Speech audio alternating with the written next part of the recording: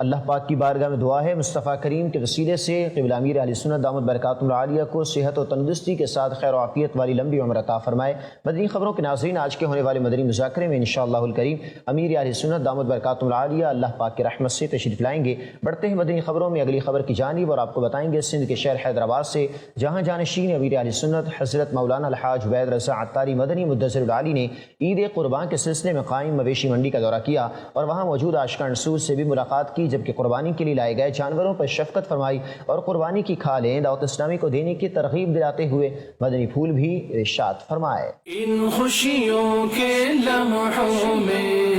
ابراہیم کی یادیں ہیں، ان قربانی کے جذبوں میں اسماعیل کی باتیں ہیں۔ قربانی کے دن جاری و ساری ہے۔ ویسے تو قربانی کا جو وقت ہے وہ ہے تقریباً جو ہے وہ 10 ذوالحجہ کی عید کی نماز کے بعد سے لے کر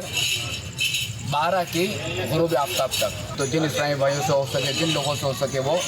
اس سنت ابراہیمی میں اپنا حصہ ملائے اور خوب سے خوب بڑھ چڑھ کر اللہ تعالیٰ کی راہ میں اچھے سے اچھا جانور قربان کریں، اور اس کی کھال جو ہے وہ دعوت اسلامی کو دیجیے تاکہ دعوت اسلامی جو ہے وہ آپ کی یہ کھال جو ہے وہ دینی اور فلاحی کام میں استعمال کر سکے۔ دعوت اسلامی جو ہے الحمدللہ الکریم اجتماعی طور پہ قربانی بھی کرتی ہے۔ دعوت اسلامی کے ذمہ داران سے رابطہ کر کے جو وہ اس میں ترکیب کیجیے، اپنا حصہ جو ہے وہ اجتماعی قربانی میں ملے۔